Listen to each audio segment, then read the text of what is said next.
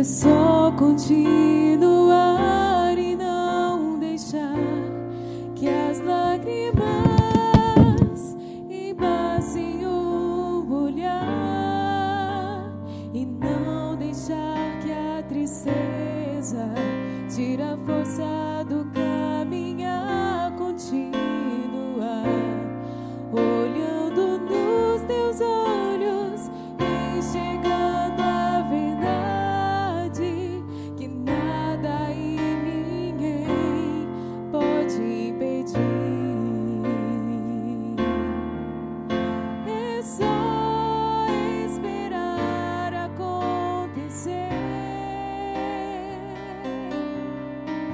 É só continuar e não deixar que as lágrimas embaçem o olhar e não deixar que a tristeza tire a força do caminhar, continuar olhando nos seus olhos, enxergando a verdade que nada e ninguém pode impedir. Jesus, plano melhor, nunca chega atrasado. Sua hora é perfeita, sua maneira a mais linda.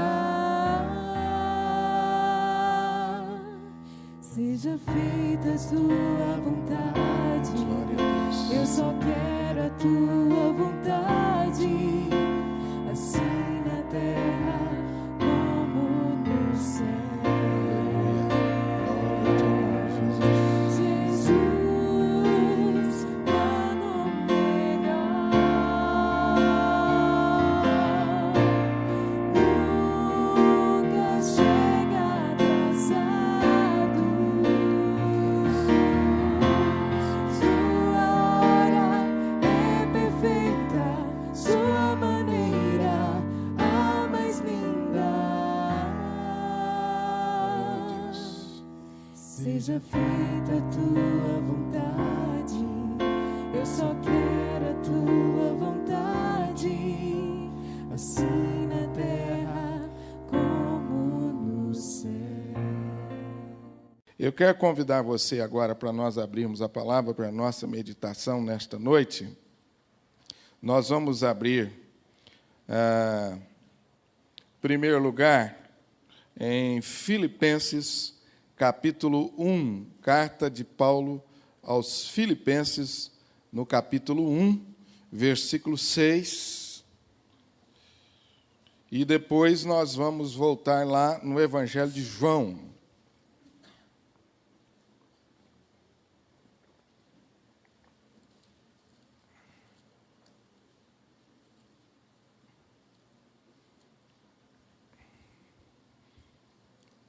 Filipenses, capítulo 1, versículo 6.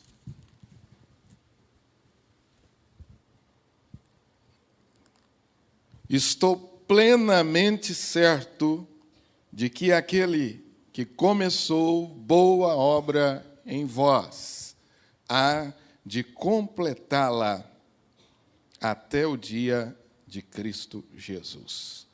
Vamos ler juntos? Estou plenamente certo de que aquele que começou boa obra em vós há de completá-la até o dia.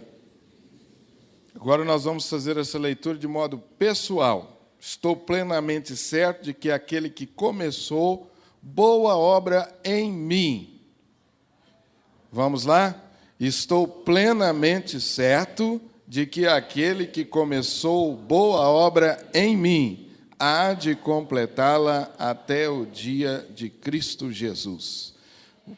Passe uma folha adiante, no capítulo 2 ainda de Filipenses, versículo 13. Capítulo 2, 13.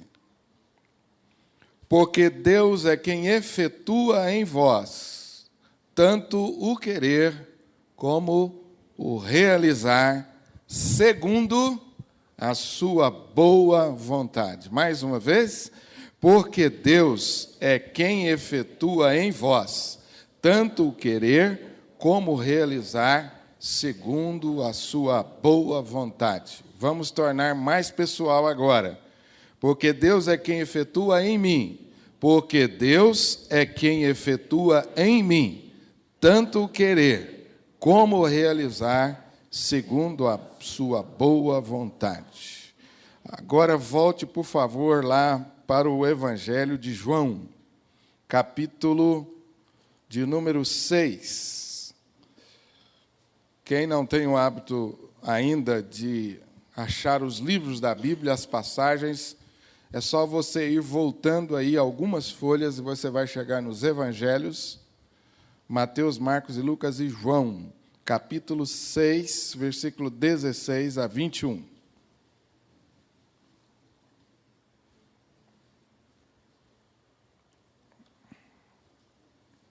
Evangelho de João, capítulo 6, versículo 16 a 21. Ao descambar o dia, os seus discípulos desceram para o mar e, tomando um barco, passaram para o outro lado, rumo a Cafarnaum. Já se fazia escuro e Jesus ainda não viera ter com eles. E o mar começava a empolar-se, agitado por vento rijo que soprava. Tendo navegado uns 25 a 30 estádios, eis que viram Jesus andando por sobre o mar, aproximando-se do barco, e ficaram possuídos de temor. Mas Jesus lhes disse: sou eu, não temais. Então eles de bom grado o receberam, e logo o barco chegou ao seu destino. No dia seguinte, a multidão que ficara do outro lado do mar notou que ali não havia senão o pequeno barco e que Jesus não embarcara nele com os seus discípulos, tendo estes partido sós. Tendo estes partido sós. Amém? Deus abençoe essa palavra e aplique no nosso coração. Deixa a sua Bíblia aberta nesse texto e vamos orar mais uma vez.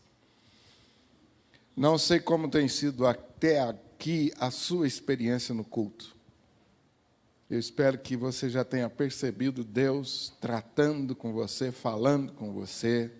Espero que esse momento aqui já tenha alcançado um significado maior na sua vida.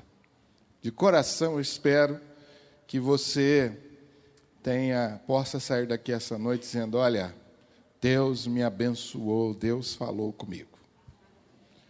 Mas eu quero desafiar você a orar mais uma vez, agora, dizendo para Deus simplesmente assim: Deus, fala mais comigo.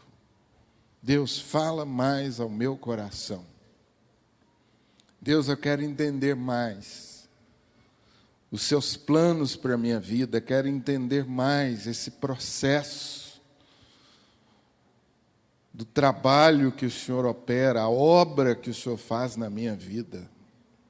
Deus me abençoe essa noite. Fale com Deus assim, objetivamente, com muita liberdade, pedindo a Deus que venha ao seu encontro essa noite de modo especial. Sabe, meu irmão, às vezes nós planejamos uma coisa com muitas boas intenções, mas Deus quer nos levar a lugares ainda mais profundos, melhores.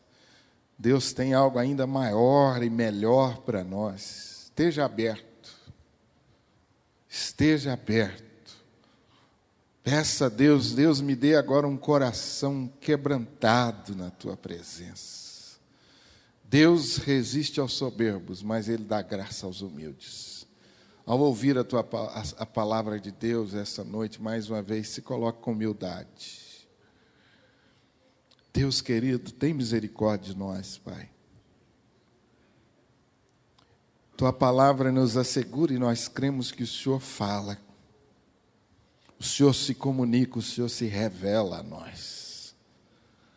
E nessa fé, nessa confiança, e em nome de Jesus é que te pedimos, fala conosco, Senhor. E dá-nos ouvidos para entender a tua voz, a tua mensagem, o teu recado ao nosso coração nesta noite. Alimenta-nos, alimenta a nossa alma, Senhor. Sacia-nos, ó Deus, com a tua palavra. Em nome de Jesus é que te oramos e agradecemos. Amém. Por que será que, às vezes, nós ficamos com a sensação de que Deus se atrasou? Por que às vezes nós achamos que está demorando tanto? Por que às vezes nós ficamos com a sensação de que o relógio de Deus se atrasou, que Deus perdeu o tempo, que já era para Ele ter chegado? Por que será que às vezes Deus permite que nós fiquemos com esta sensação de que não dá mais tempo, já passou o tempo? Por que será que, vez por outra, Deus nos conduz a essa experiência? Uma experiência que muitas vezes a gente não compartilha, vivencia sozinho. Às vezes, a semelhança do profeta, nós entramos numa caverna e começamos ali a questionar os caminhos de Deus, o tempo de Deus, e ficamos ali mergulhados num tipo de depressão, de entregados a uma lamúria, a um queixume.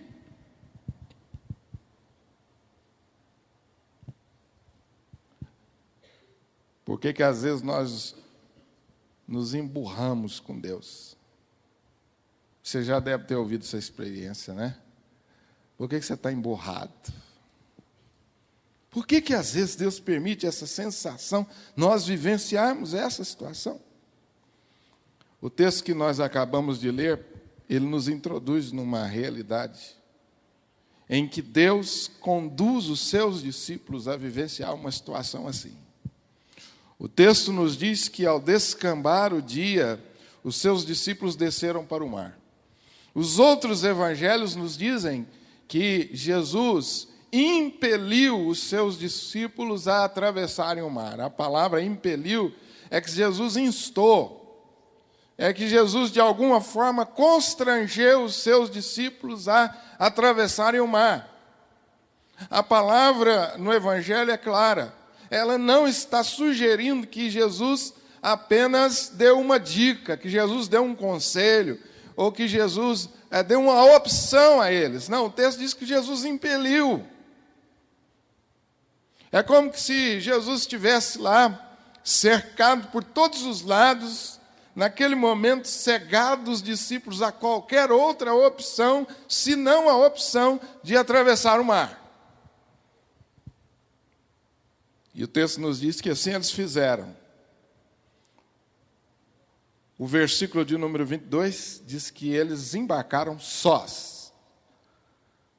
Jesus ficou e instou para que eles fossem.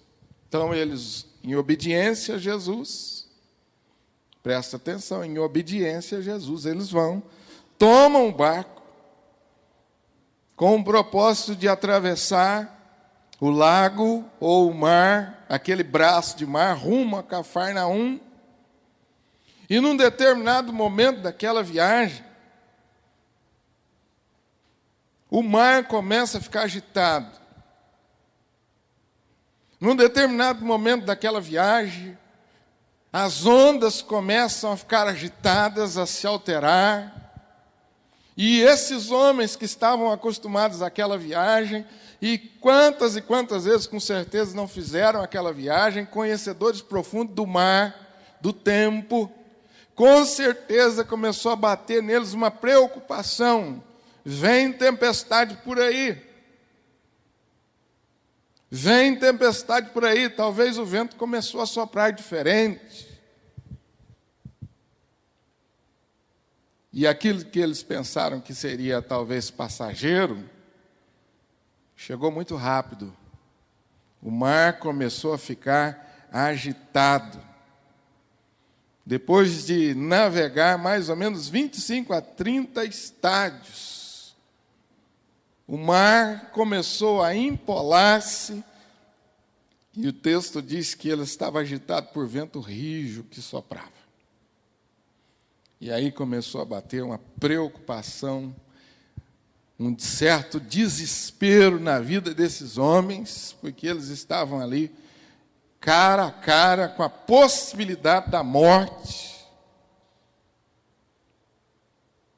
O texto não nos diz, isso a gente interpreta baseado nas outras referências bíblicas, em outros textos bíblicos. A gente interpreta baseado no fato que esses homens eram homens como eu e como você, que com certeza esses homens devem ter ficado desesperados, preocupados e começaram a fazer 1000 questionamentos. Situação muito semelhante à que acontece comigo e com você. Quando nós fazemos um planejamento, quando nós temos uma ideia de alguma coisa e partimos em função daquilo, e de repente as coisas não começam a dar certo, de repente elas não saem como nós realmente pensamos que sairia, as coisas não acontecem de maneira tranquila, de maneira natural, e nós começamos a ficar preocupados, um problema ali, um problema acolá. Quantas vezes não é assim que acontece na vida conjugal?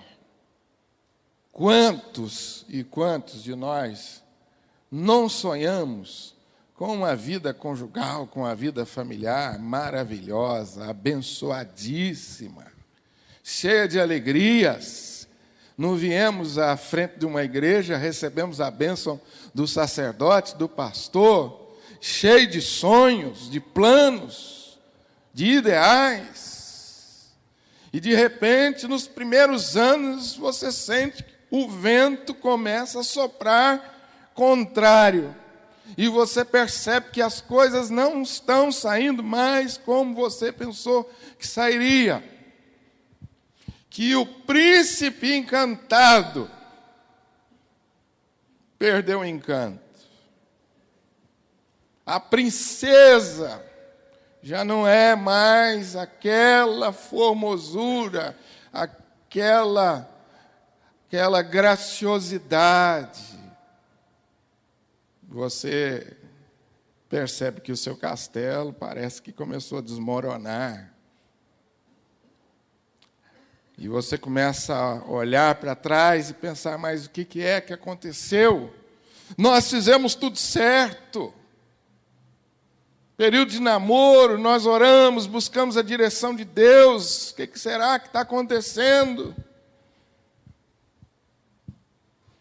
Às vezes a gente experimenta uma sensação assim, logo quando os filhos aí vão crescendo, vão chegando ali para a fase da adolescência. E até ali a gente conseguiu controlar muito bem as coisas, mas de repente você percebe que você tem na sua casa não mais 2 seres humanos estranhos, mas você tem 3, você tem 4 e às vezes 5, cada um com a cabeça diferente. E não são aquelas belezuras que você apertava a bochecha delas no berço e dizia, coisa linda do papai, que fofura. E você percebe que não é bem assim.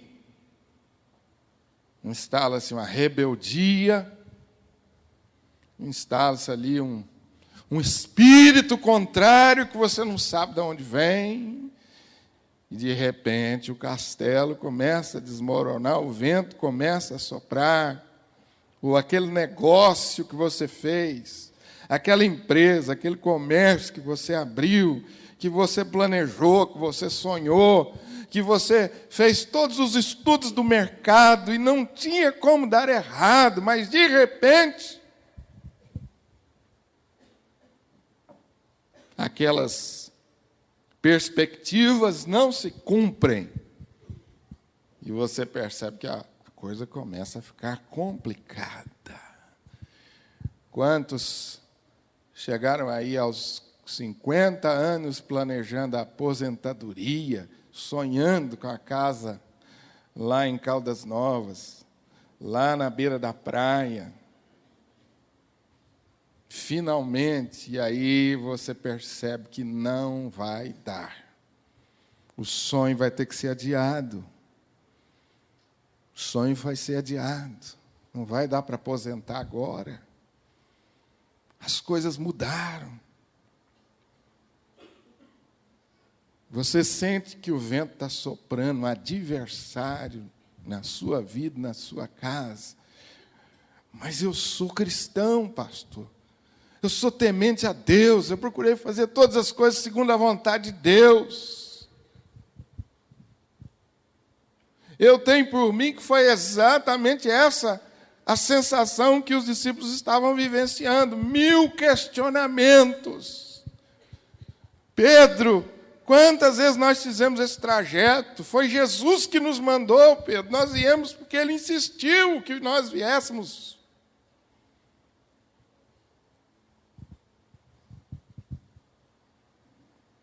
E o pavor tomou conta dos discípulos. Muito mais tarde, depois, a gente não sabe exatamente quanto tempo, talvez 20, 30 anos depois, João escreve o Evangelho, narrando essa experiência que ele vivenciou, e ele diz assim: já se fazia escuro, e Jesus ainda não viera ter com eles. Quando João escreveu isso aqui, ele não estava vivenciando essa experiência, não foi logo em seguida. Foi muito tempo depois, quando ele olhou para trás, já mais amadurecido na fé, ele registrou o texto dizendo: olha, já estava muito escuro e Jesus ainda não viera ter com eles. Porque João sabia que ele viria. Já se fazia escuro e Jesus ainda não viera ter com eles. Senhor, já está escuro. Já faz tempo que nós estamos lutando. Senhor, já faz tanto tempo que eu estou orando pela conversão do meu filho. Senhor, já faz tanto tempo que eu estou orando para que esse problema se resolva. Senhor, já faz tanto tempo que eu estou orando pela conversão do meu marido. Senhor, já faz tanto tempo que eu estou pedindo ao Senhor para intervir, fazer algo. Quanto tempo eu tenho orado, tenho buscado o Senhor. Senhor, já está escuro e o Senhor ainda não veio. Quarta vigília da noite. A hora mais escura, a hora mais imprópria de alguém atravessar o mar. Na cabeça dos discípulos, era impensável que alguém entrasse no mar para socorrê-los àquela hora. Nenhum pescador, por mais experiente que fosse, entraria no mar àquela hora, debaixo de uma tempestade. Era a hora mais escura, quarta vigília da noite, entre 3 e 4 horas da madrugada. Nenhum pescador iria se aventurar para socorrê-los. Na visão deles, eles estavam sozinhos. Na visão deles, irmãos, não dava mais tempo de ninguém vir, de ninguém chegar. Desespero. E não é essa mesmo, muitas vezes, a sensação que nós temos? Não é essa, muitas vezes, a sensação que nós experimentamos? Já está tarde, já está escuro. Já passou da hora de Deus intervir, já passou a hora desse problema acabar. Já passou de hora desse homem mudar esse coração, dessa mulher ter uma outra atitude, desse menino ter uma outra atitude. Já passou de hora da minha situação financeira mudar, dessa crise acabar. Será que Deus se esqueceu da gente? Será que Deus se esqueceu? Será que Deus se atrasou? Por que será que Deus permite que, às vezes, a gente vivencie essa situação?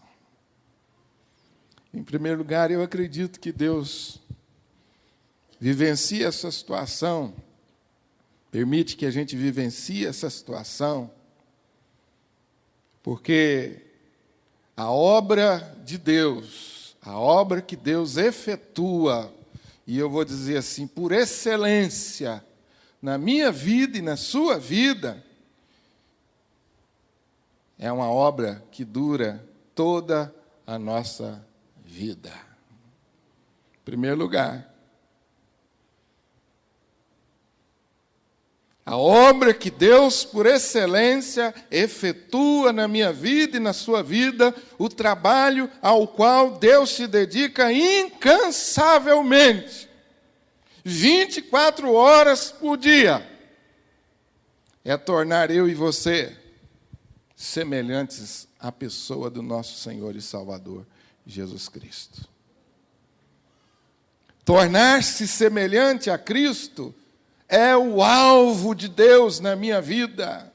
E, portanto, precisa ser o meu alvo e o seu alvo. É nisso que Deus está empenhado por excelência em realizar na vida de seus filhos, tornar os seus filhos semelhantes à pessoa do seu próprio Filho Jesus.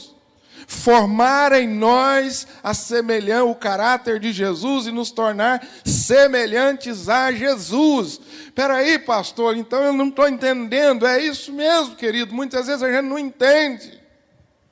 A gente acha que o nosso Deus, Ele vive em função de satisfazer caprichos temporais.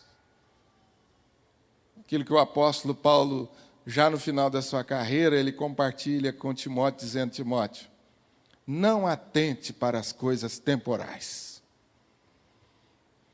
mas atente, Timóteo, coloque a sua mente nas coisas eternas. Parece que um dos prejuízos causados por esse evangelho anêmico, adulterado, que anda pregando por aí, é esse. O prejuízo é que parece que nós estamos entendendo, assimilando a ideia de que Deus é assim. Ele é o gênio da lâmpada, encarregado de satisfazer os meus caprichos temporais. E nós esquecemos de olhar aquilo no qual Deus realmente está trabalhando, está empenhado. Formar em mim, formar em você o caráter do nosso Senhor e Salvador Jesus Cristo.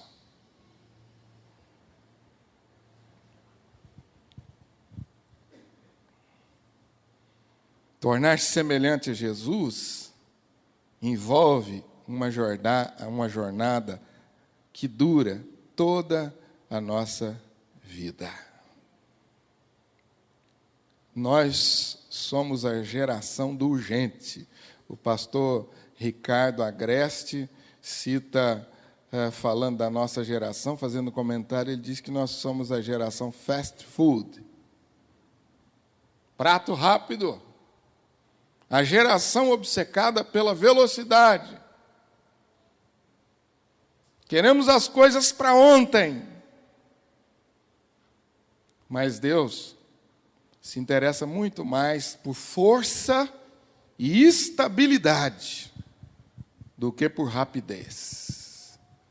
Deus se interessa mais por força e estabilidade do que por rapidez.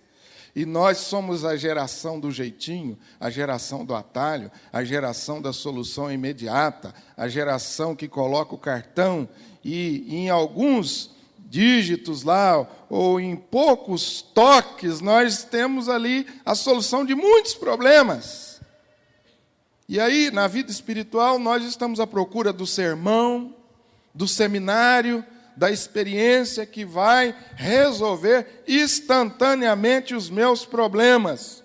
Soluções que vão retirar as tentações e que vão nos aliviar da dor do processo. O nosso problema é com o processo. Nós queremos a bênção final, mas não queremos a dor do processo.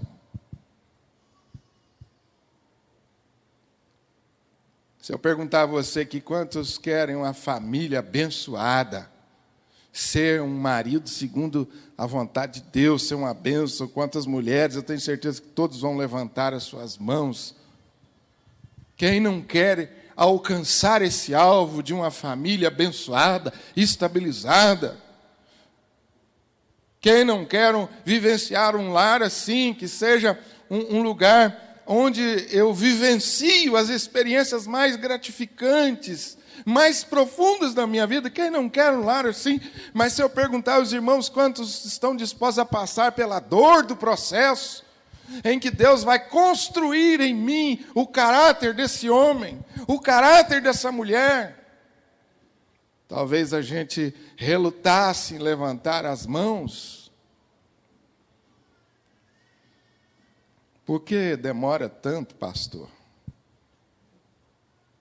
Porque Deus não escolheu transformar a nossa vida instantaneamente. Deus escolheu desenvolver a sua vida em mim de forma lenta e de forma vagarosa. Jesus é cauteloso no desenvolvimento dos seus discípulos. O Velho Testamento, todo o Velho Testamento é recheado de testemunhos que mostram para nós sobre esse caráter de Deus. O povo de Deus, o povo de Israel, deveria se apropriar da terra prometida aos poucos. Você percebe nos primeiros livros da Bíblia, ali, já em Gênesis e Êxodo, a promessa da terra prometida. Mas ela não se cumpre instantaneamente. Há desertos que eles deveriam percorrer, exílios pelos quais eles deveriam passar. Haveria todo um processo no qual eles seriam submetidos, formando o caráter de Cristo na vida deles, porque muito mais que terra, Deus estava prometendo para eles o céu. Muito mais do que uma bênção temporal que poderia ser mensurada geograficamente, historicamente, politicamente, Deus estava formando homens e mulheres para Ele. Muito mais do que uma bênção temporal que você pode mensurar, Deus está formando o caráter dele na minha vida e na sua vida.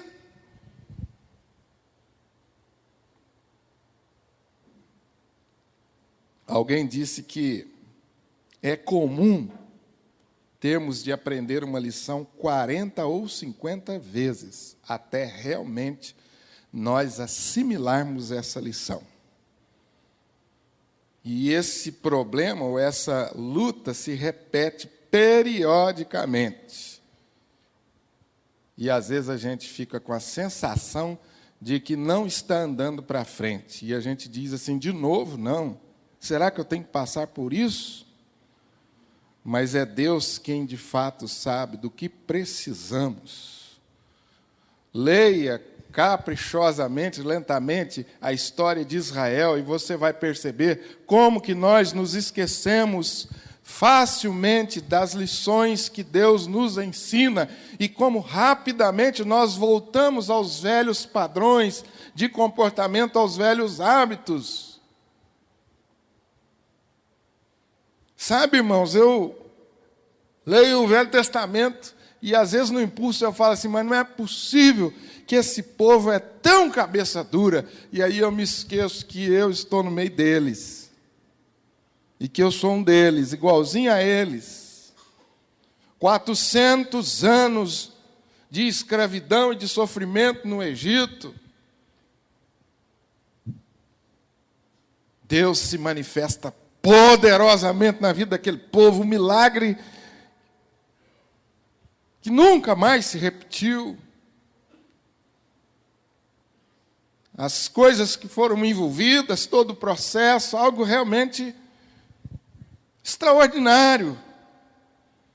E no primeiro momento que esse povo tem, eles reclamam, eles lamentam, se esqueceram das lições que aprenderam e que foram repassadas durante 400 anos. Meu irmão, o processo estava apenas no começo. E às vezes você está aí pela quinta, pela 10ª, pela 20ª vez vivendo o mesmo problema de casamento. E você está pensando em chutar o balde, porque não é possível, pastor.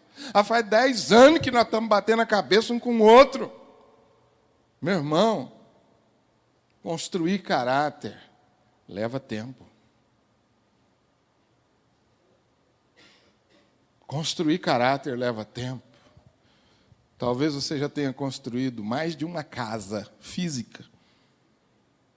Levantou paredes, derrubou paredes, fez reformas. E você tem aí conquistas para dizer. Mas tem uma obra que Deus está fazendo aí, que é no caráter, que ela é mais lenta, ela é mais devagar. Por que demora tanto? Deus escolhe processos longos para desenvolver o nosso caráter, e especialmente na vida de nós líderes. Quantos são líderes aqui, estão na posição de liderança? Dentro da sua casa, na igreja, no seu trabalho. O trabalho na sua vida é mais lento, é mais pegado, é mais... Por isso, a Bíblia diz, não se apresse muito em querer ser líder, porque você terá honra, mas o processo vai ser mais puxado.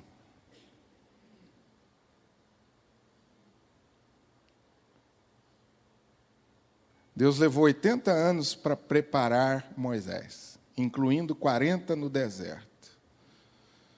Diz um autor que ele ficou 14.600 dias matutando. Será que está na hora? Alguém teve o capricho de fazer essa conta. 40 anos Moisés, todo dia dizia, Deus, está na hora agora, né? Eu estou pronto. E Deus falava assim, ainda não.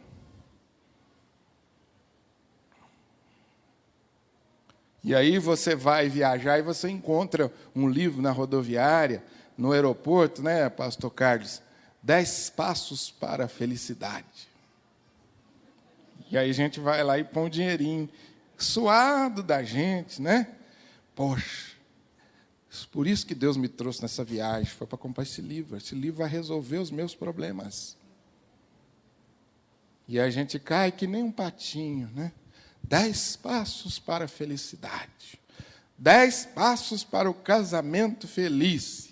E aí você acha que dando 10 passos acabou.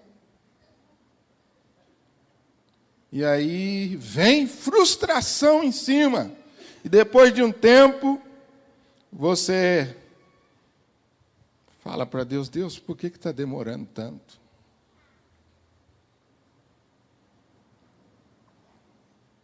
Grandes almas são desenvolvidas através de lutas, tempestades e períodos de sofrimento. Dá para falar um amém? Ou... Grandes almas são desenvolvidas através de tempestades e períodos de sofrimento e de luta. Quando Deus quer fazer um cogumelo, Ele faz da noite para o dia, mas quando Ele quer fazer um carvalho gigante, leva 100 anos. Você quer ser cogumelo ou carvalho? Quantos de nós não entramos aqui essa noite dizendo assim, Deus, por que está demorando tanto? Deus, já está escuro.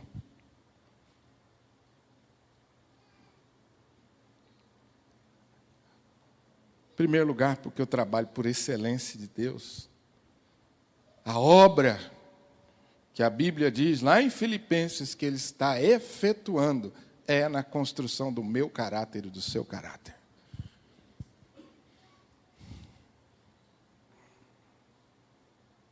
Em segundo lugar, há uma lição prática. A história, a minha história e a sua história, segue o horário divino. Você pode repetir? A minha história segue o horário divino. Esse é um dos dilemas mais pesados para nós. Nós achamos que a intervenção de Deus está demorando muito. Talvez Pedro também, depois de um tempo já de experiência, de maturidade, escreveu assim: não retarda o Senhor a sua promessa, como alguns julgam demorada. Pelo contrário, Ele é longânimo para convosco, não querendo que nenhum pereça, senão que todos cheguem ao arrependimento. Por que Deus demora tanto, pastor? É porque ainda não chegou o tempo, ainda não chegou a hora. Porque Ele ainda está dando tempo para que você seja salvo. Ele não quer que nenhum se perca, e por isso Ele é paciencioso, Ele tem longo ânimo. O problema nosso é que nós começamos a duvidar da promessa. Deus, e a promessa? Deus não retarda a sua promessa, como alguns julgam demorada. Talvez Deus tenha trazido você aqui essa noite, ligado o computador, somente para ouvir essa palavra. Pare de dizer que a promessa está caducando, que Deus está demorando. E louve a Deus, que Ele é longânimo. Ele tem muita paciência comigo e com você. E Ele não quer que você se perca. A Bíblia diz que há tempo para tudo debaixo do sol. Jesus mesmo disse certa vez, ainda não é chegada a minha hora. João capítulo 2. A língua grega usa duas palavras para tempo, né? A palavra cronos, que é o dia de 24 horas, que vão se sucedendo, e forma o nosso calendário, o nosso tempo. Esse cronos, ele que é responsável pelos cabelos brancos, né? Ele é responsável aí pela calo abdominal, cabelos brancos, ou às vezes pela queda dos cabelos, dores nas juntas. Esse é o Cronos. Quantos anos você tem? Esse é o Cronos. Agora, o grego usa a palavra também kairos para o tempo. Tempo de Deus. Quando Paulo se refere à vinda de Jesus Cristo, ele diz que foi no kairos de Deus, na plenitude do tempo. A minha vida e a sua vida segue o kairos e não o cronos. Amém? Tem o tempo meu, tem o seu. Tem um tempo que as pessoas julgam que deveriam acontecer, mas o cronos é relativo. Kairos não, é o tempo de Deus para a minha vida, não tem atraso. É na hora certa. E na hora certa Jesus veio. O texto nos diz que na hora certa ele se aproximou do barco. E aí vem a terceira e última lição. E a gente deixa a parte 2 para outro domingo. Muitas vezes nós queremos estabelecer o método de Deus agir na nossa vida. Muitas vezes nós queremos estabelecer a maneira de Deus agir. Muitas vezes nós queremos colocar Deus dentro dos nossos manuais de teologia, dizendo assim, Deus não veio até agora e não pode vir mais. Porque Deus só age assim, assim, assim, assim.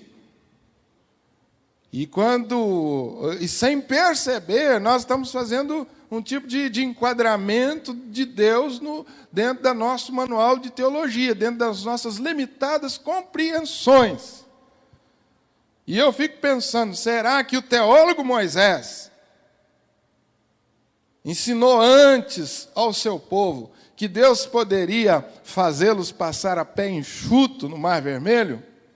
Creio que não. Porque como é difícil entrar na nossa cabeça Deus fazer esse tipo de coisa, hein? Como era difícil para entrar na cabecinha dos discípulos, Jesus andando sobre o mar. Como é difícil para nós. E aí nós temos essa tendência, né? De Deus só pode vir assim, Deus só pode vir assado, já passou do tempo, não dá mais. E aí Deus nos surpreende com as suas ações. O pastor Zé Roberto falou para nós um domingo atrás sobre a surpresa de Deus. E aquele homem que foi visitado por Deus 38 anos, depois de estar paralítico, 38 anos, já se fazia escuro na vida daquele homem. Já tinha passado o tempo. Não dá mais para Jesus vir. Está muito tarde e o mar está agitado demais. E aí, de repente, Jesus aparece. E quando ele aparece, eles acham que é um fantasma. Uma das coisas que eu acho muito bonito na vida do apóstolo Paulo, quando ele compartilha a sua compreensão, a sua sabedoria, o seu entendimento das ações de Deus. Ele diz assim, aprendi a viver contente em toda e qualquer situação.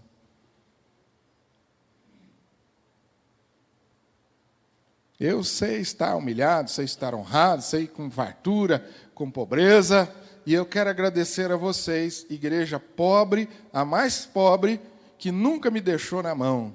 Deus levantou a mais pobre para me sustentar, contrariando as expectativas humanas, e vocês me ajudaram tanto que sobrou para ajudar até as igrejas mais ricas.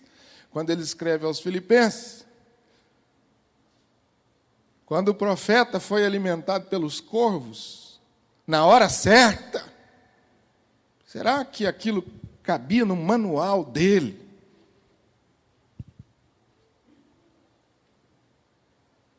Esteja aberto para a ação de Deus na sua vida, para os milagres, para as ações extraordinárias de Deus que vão deixar você boquiaberto. O teólogo Abraão foi surpreendido, né? Porque Deus o visitou aos 90 anos e falou assim, chegou a sua hora. A promessa chegou, mas Deus, agora, eu não posso. E a dona Sara ficou rindo lá por trás, aquela risadinha assim, E o texto é claro, depois de um ano, a dona Sara pegou o menino no colo. A promessa não caducou, não retardou. Era o tempo de Deus. E ele veio contrariando todas as expectativas humanas. A última palavra é de Deus. E a sua soberania, ou aceitar a soberania de Deus, significa aceitar o agir de Deus, de qualquer jeito, de qualquer hora, sem que Ele tenha que me dar nenhuma satisfação. Ele vem do jeito que Ele quer, a hora que Ele quiser. Não se surpreenda com isso. Esteja aberto. Porque Deus pode vir ao seu socorro, ao seu encontro, de uma maneira assim, andando por sobre as águas. Isso foi tão verdadeiro que eles dizem aqui no versículo 22, que eles perceberam que o barquinho ficou lá. E os discípulos foram sozinhos. O barquinho ficou na praia. Os discípulos foram sozinhos, significa que o Jesus não foi. Porque na cabeça deles, Jesus só podia ir no barco. Aí Jesus, aquele dia, resolveu ir andando sobre o mar. Coisa maravilhosa, né, gente? A fé em Deus. Por que demora tanto? Por que demora tanto? Porque o que Deus está, de fato, fazendo na minha vida, na sua vida, é construindo caráter. Ele está fazendo carvalhos gigantes. Amém? Não cogumelos. Porque a minha história e a sua história segue o horário divino. E porque Deus é soberano, Ele vem na hora certa, do jeito que Ele quiser, do jeito que Ele bem entende. E o texto diz que Jesus chegou, entrou no barco, disse: sou eu, não tenham medo. E o barco chegou ao seu destino. É maravilhoso você saber, independente das circunstâncias, que você vai chegar lá. Não é verdade? Eu não sei o que virá amanhã ou depois, eu não tenho controle sobre as circunstâncias, mas eu tenho controle, ou eu posso escolher em quem eu vou crer. Eu não posso escolher as circunstâncias, mas eu posso escolher em quem eu vou crer. E a Bíblia diz que Ele é poderoso. Poderoso. Ele é quem efetua em vós o querer e o realizar. E Ele que começou, Ele vai terminar a obra dEle. Se submeta ao processo de Deus. Se submeta ao processo de Deus. Entregue a sua vida nas mãos dEle. E se submeta ao processo de Deus. Procure perceber as ações de Deus, os sinais de Deus. No tempo certo Ele virá. Que Deus abençoe seu coração e a sua alma. Seja firme e perseverante, porque no Senhor o seu trabalho não é vão. Não deixe de perseverar, não deixe de fazer o que é certo.